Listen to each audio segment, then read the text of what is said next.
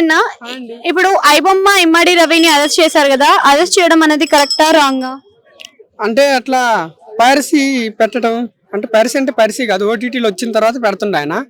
అంటే అది ఎంతో కొంత దెబ్బతీస్తుంది కాబట్టి ఇండస్ట్రీ వాళ్ళని వాళ్ళ బడ్జెట్కి అది కరెక్ట్ కాదు. ఆయనకున్న స్కిల్స్కి ఆయన అంటే పోలీసులకి దొరకకుండా అంత టాలెంట్ ఉన్న పర్సన్ వేరే విధంగా కూడా సంపాదించవచ్చు. అంటే అమౌంట్ ఇన్వెస్ట్ చేసి స్టాక్ మార్కెట్ కావచ్చు, ఇన్ఫ్లుయెన్సర్ అవ్వచ్చు అంత టాలెంట్ ఉన్నప్పుడు.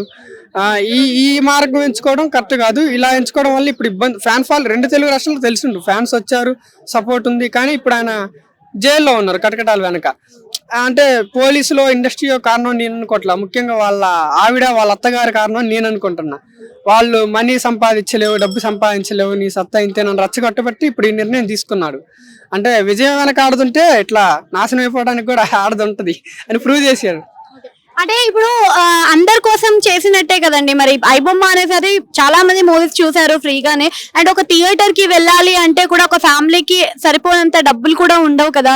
ఫస్ట్ మరి సినీ ఇండస్ట్రీ మారాలంటారా, లేకపోతే ఇలాంటి ఐబొమ్మ లాంటి అంటే ఐబొమ్మ రవి లాంటి వాళ్ళు మానేయాలంటారా? ఫస్ట్ మూవీ టికెట్స్ రేట్లు హైగా పెంచడం కరెక్ట్ కాదు. అలా పెంచినప్పుడు మేము ఆలోచించాల్సి వస్తుంది వెళ్ళాలంటే. ముఖ్యంగా ఒక ఫ్యాన్ వెళ్ళాలంటే వాడు ఖచ్చితంగా 500 నుంచి 1000 పెట్టుకోవాలి. అవి మల్టీప్లెక్స్లో అయితే ఇంకా ఆకాశాన్ని అంటుతాయి రేట్లు. అభిమానం వెళ్ళాలంటే, ఫ్యామిలీతో వెళ్ళాలంటే ఇంకా కష్టమే. అందుకని మూవీ వాళ్ళు కూడా రేట్లు కొంచెం ఆలోచించి పెడితే ఇబ్బంది ఉండదు. ఐబొమ్మ రవి లాంటి వాళ్ళు కూడా రారు. అంటే ఆయన చేసింది అంటే ఆయన నిజంగా మిడిల్ క్లాస్ వాళ్ళ కోసం చేసి ఉండొచ్చు. కాబట్టి ఇప్పుడు ఆయన ఇబ్బందులు పడుతుండ్రు. కాకపోతే పోలీసులు ఏమంటుండ్రు, అందరూ 5 కోట్ల మంది డేటా ఉంది అంటుండ్రు.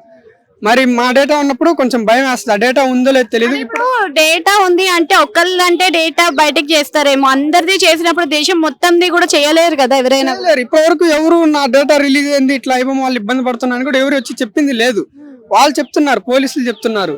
అందువల్ల అంటే నెగిటివిటీ కొంచెం స్ప్రెడ్ అయింది. దానివల్ల 5 కోట్ల మంది డేటా ఉందని.